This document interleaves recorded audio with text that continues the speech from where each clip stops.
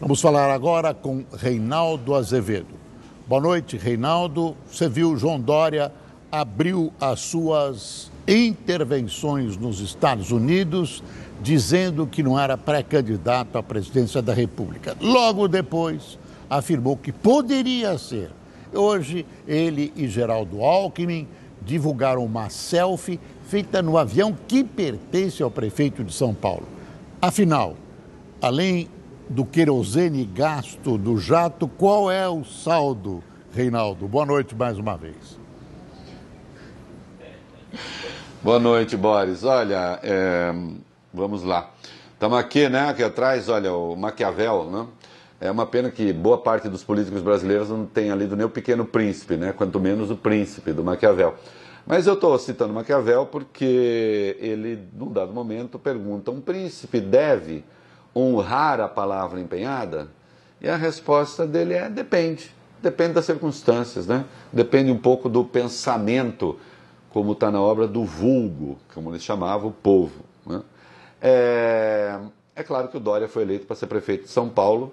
É claro que ele foi feito candidato pelo Geraldo Alckmin. É evidente que o Geraldo Alckmin atuou para que ele vencesse as prévias, vencesse a disputa e depois a própria eleição. E hoje o Alckmin se vê na iminência de se tornar uma espécie de subordinado do João Dória, que foi este o papel que ele exerceu nos Estados Unidos. Ele foi uma escada para o Dória. O prefeito utilizou muito bem as suas técnicas e táticas de marketing, que ele conhece bem, para fazer do outro essa escada. Essa selfie representa um amor inquebrantável entre eles? Não, Boris, não representa, né? Ali evidentemente a situação está tensa, porque vai chegar um momento em que ou um ou outro vai ter que retirar o time de campo. Ou então, em que ambos vão dizer: disputarei prévias. Alckmin dirá: disputarei prévias mesmo com João Dória. Dória dirá: disputarei prévias mesmo com Geraldo Alckmin. Não é? Ou então o governador se retira, né? E aí ele, que era o chefe político do Dória, passa a ser o seu subordinado no Estado. Não é um lugar muito confortável. Tentei encontrar no Maquiavel alguma coisa assim, não achei nada. O Reinaldo, e parece que 2018 já é agora, né? E ao que tudo indica, pode se antecipar ainda mais. Mas vamos lá, a Marina também fez um discurso criticando a política. Já está no clima de eleição. Posso fazer uma brincadeirinha, Amanda? Se houver 2018.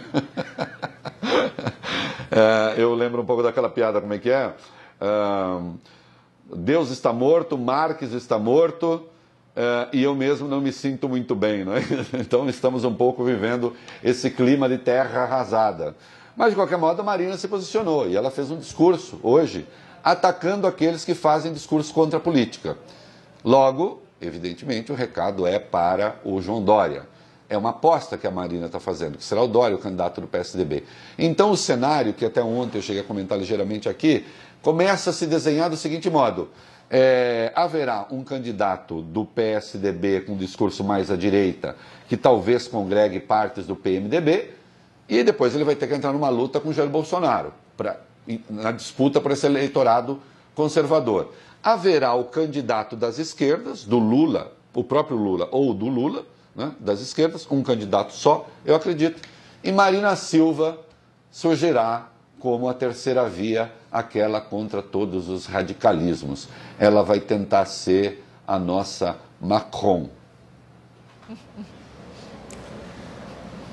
Reinaldo, depois dessa piada sua, de Macron, a PGR deve enviar nos próximos dias ao STJ os respectivos nomes de 9 governadores. O tribunal vai decidir sobre se abre ou não investigações.